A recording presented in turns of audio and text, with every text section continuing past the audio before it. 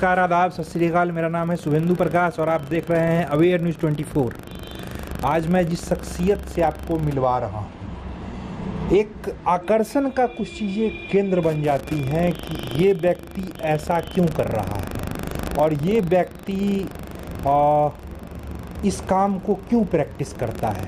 तो इसी तरह का कुछ लोगों से मैं मिलता रहता हूँ। कभी कोई अल्लाह का बंदा है और वो गीता पढ़ा रहा है, या फिर कोई कहता है कि बंसी सब सुर त्यागे हैं, एक ही धुन में बाजे हैं, हाल न पूछो मोहन का, सब कुछ राधे राधे है। ये जुबैर अली तविस जी का कलाम था। तो इस तरह के जो लोग हैं ये कहाँ खो के रह गए हैं।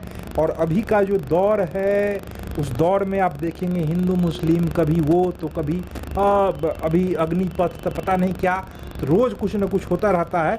तो मैं आपको एक शख्सियत से आज मिलवाने जा रहा हूँ जिनका नाम है मोहम्मद दाऊद वारसी। तो दाऊद भाई कैसे हैं आप? बहुत अच्छे।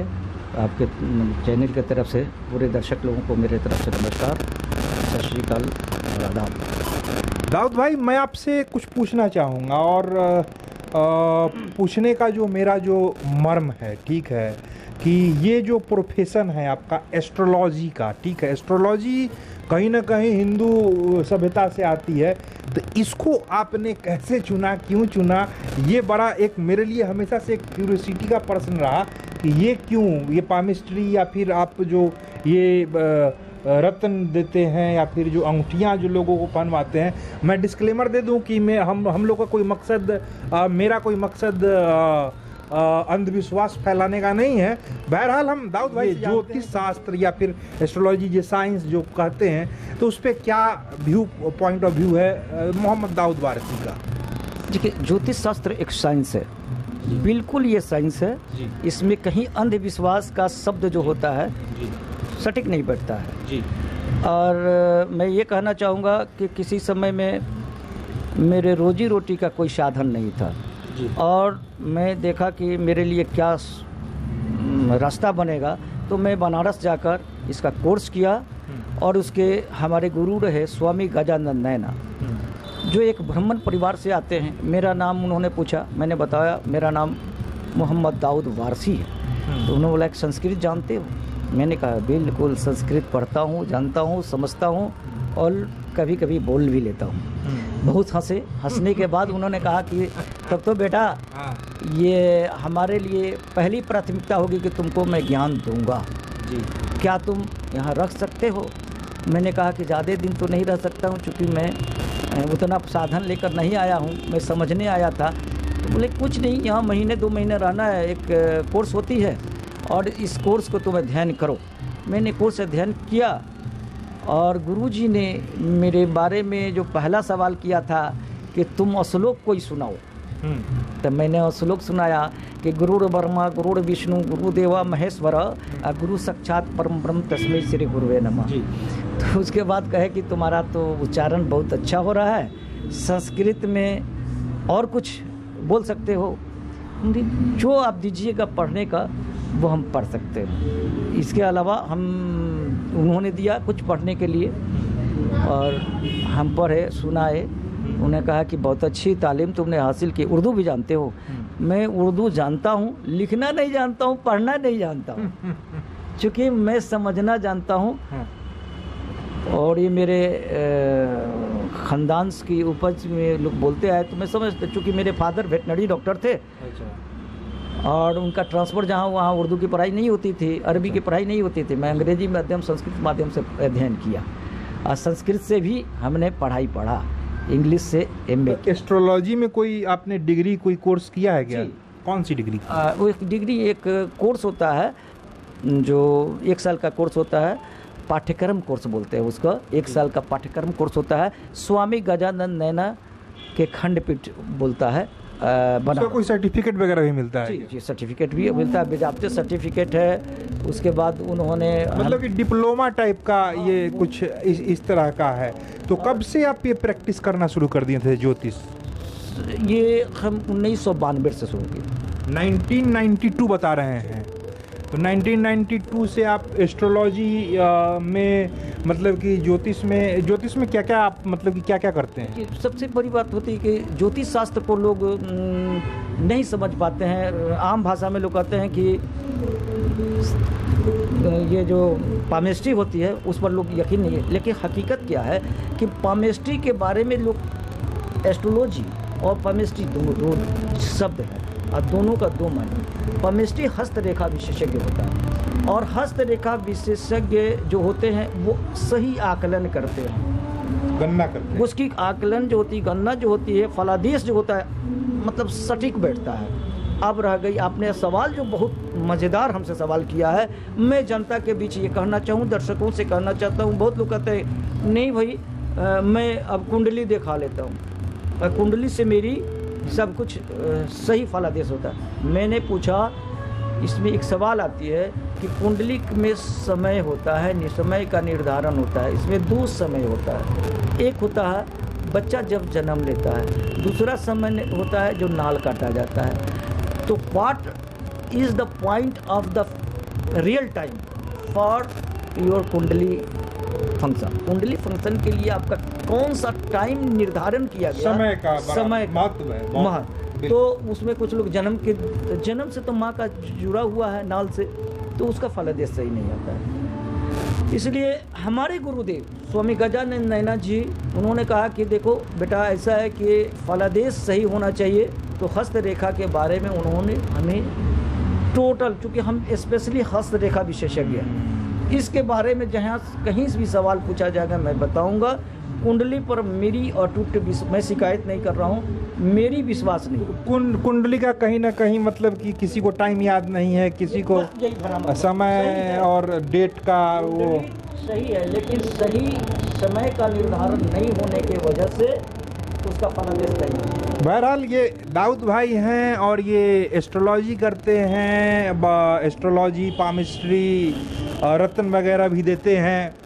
तो दाऊद भाई, मेरा जो सवाल जो होगा, अगला जो सवाल मैं आपसे लूँगा कि अभी जिस तरह का जो माहौल जो देश में जो चल रहा है, हिंदू मुस्लिम या फिर पृथ्वी अग्निपथ या फिर पता नहीं क्या क्या हो जा रहा है, तो इससे आपके काम धंधे पे असर क्या पड़ रहा है? क्या असर पड़ रहा है ये जरा दर्शकों को बताएं कि एक छोटा जो व्यापारी जो है, जो व्यापार कर रहा है या फिर जीविकोपार्जन का जो साधन है, उस पर क्या असर पड़ रहा है, ये मैं जानना चाहूँगा। और दर्शकों को बताना भी चाहूँगा कि ये सब करने से मतलब कि अर्थव्यवस्था पे भी असर पड़ रहा है। अगर आप नहीं जानते हैं तो जान लीजिए कि हुड़दंग ही नहीं, ये सब करने से अर्थव्यवस्था भी कहीं ना कहीं पीछे जाती है। तो आइए दाऊद भाई से जाने इनका प्रैक्टिकल अनुभव। सर, मैं अग्निवीरों से निवेदन करूंगा कि जनमानस आपका ही है, गाड़ी आपकी है, ये देश आपका है, ये देश की संपत्ति आपकी है। आप जो कुछ भी कर रहे हैं, मैं उसका समर्थन इसलिए नहीं करूंगा कि आप समर्थन उमर्थन करने का बात अलग है। मैं समर्थन इस वर्ड पर मैं बोल, मैं इसके लिए समर्थन नहीं करूँगा। इसमें आपका घर का लोग मार खा रहे हैं, आपकी संपत्ति, आप शांतिपूर्वक आप जो कुछ भी कर रहे हैं शांतिपूर्वक करें, जिसमें देश की कोई नुकसान न हो और न देश के हित में किसी आदमी की नुकसान हो, मैं ये कहूँगा। दूसरी बात, आपने सवाल किया है कि अर्थ तो इतनी चरमरा गई है कि लगभग कुछ घरों में चूल्हे जल रहे हैं, कुछ घरों में चूल्हे नहीं जल रहे हैं। आज 1100 पार कर गया गैस का, और किसी ज़माने में गैस 300 रुपये मिलती थी। कितने डिफरेंसेज हो गए हैं। देश की स्थिति चरमरा गई है, ये हकीकत है। मार्केट में जिस व्यापारी से बात कीजिएगा, चाहे वो सोने चांदी का हो, चाहे रतन का हो, कपड़े का हो, सबसे ज़्यादा ये लोग मतलब बहुत ज़्यादा प्रभावित। बहुत से मॉल बंद हो गए, बहुत सी दुकानें बंद हो रही। हम जहाँ से माल उठाते थे, मार्केट था रतन का, उसमें करीब 10% रतन की दुकान बंद हो गई। किसी को खाने का ही नहीं, वो अंगूठी कहाँ से पहनेगा। तो ये जो पूरा मामला है, मतलब कि जिस तरह से सड़कों पे भी मैं देख रहा हूँ कि गाड़ियाँ कम चल रही हैं, लोगों में एक दहशत का कहीं ना कहीं माहौल बन गया है। तो इससे जो है सो आपके व्यापार को भी क्षति पहुंच रही है।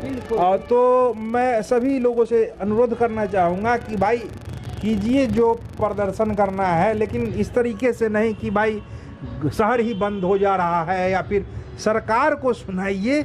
आम जनता को सुनाने से या फिर दिखाने से हम लोग को परेशानी हो रही है। एक निवेदन करूंगा, है कुवत तो मुख्यमंत्री का घेराव करें, है कुवत तो प्रधानमंत्री को घेराव करें, क्योंकि ये सरकारी तंत्र के माध्यम से ये आया है आदेश कि पब्लिक के माध्यम से आया है। पब्लिक को क्यों परेशान किया जा रहा है, इसे मैं ये बड़ा आहत है जी। पब्लिक को नहीं और ये किसी को रोजगार को नहीं, बिल्कुल अपने स्वार्थ के लिए किसी को रोजगार को न मरिए। कहीं ना कहीं आज हम लोग दिन को खोलते हैं तो रात को रोजी रोटी चलती है, रोटी खाते हैं, दिन बंद तो हमारे बाल बच्चे भूखे रह जाते हैं। इस पर अभी सोचे हैं आप? अभी मैं आ रहा था बस से, तो बस का जो ड्राइवर था वो बता रहा था दाऊद भाई कि भाई लोग काहे कर रहा है विरोध, भाई क्या होगा विरोध करके, ये माने कि ये तो गद्दी की लड़ाई है। कुछ लोगों ने ये भी कमेंट किया, जो राहगीर जो थे उन्होंने कहा कि ये तो गद्दी की लड़ाई है, और कुछ लोगों ने कहा कि भाई देखिए ये सब फालतू बात है, ये सब जिसको करना है करे, जिसको नहीं करना है करे, शांतिपूर्ण प्रदर्शन करे। रेल जला देने से या वो अपने भाषा में कह रहे थे, क्या कह रहे थे सो आपको बताते हैं कि कहाँ से ले अतई, तोरे हमर पैसा से न हो, फिर तोरा हियाँ मालगुजारी बढ़तई, चाहे तोहर कोनो सामान पे टैक्स लगतई आ फिर वसूलतई पैसा। तो ई जे पैसा जे है ट्रेन जे है से के कर है वो इस तरीके से बोल रहे हैं। कहना चाहूँगा जनता से ये सोचना है, सोचनीय विषय है कि आप कोरोना में फ्री में टीका लगाए, क्या माननीय प्रधानमंत्री अपने घर से पैसा लाए? नहीं लाए।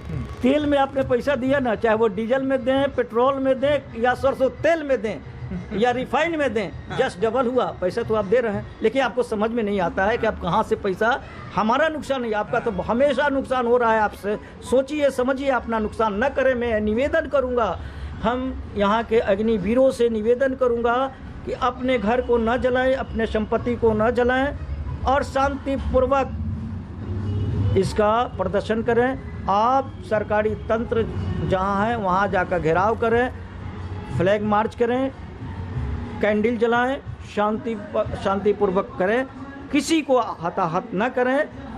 देश की राजनीति को ये राजनीतिक माहौल न बनने दें, क्योंकि कहीं माहौल ख़राब न करने दें। इसमें कोई कहता है कि फलाने पार्टी का, फलाने पार्टी, तेरी स्वार्थ है, अपनी स्वार्थ सिद्ध करने में लोग लगे हैं, इतना तो सब लोग समझ रहा है। चलिए बहुत बहुत शुक्रिया दाऊद भाई हमसे बात करने के लिए और अवर न्यूज़ 24 के लिए समय देने के लिए। तो अभी आप सुन रहे थे एस्ट्रोलॉजर और डॉक्टर मोहम्मद दाऊद वारसी को। फिर मिलेंगे किसी और शख्सियत के साथ जो मुझे खींच लेगा अपनी ओर। तो देखते हैं कौन अगला व्यक्ति होता है जो मुझे खींचता है अपनी ओर, उनकी कला और उनकी कौशल, ये सब तो खैर मुद्दे चलते रहेंगे। बहरहाल मैं साइन ऑफ कर रहा हूँ। Bye bye.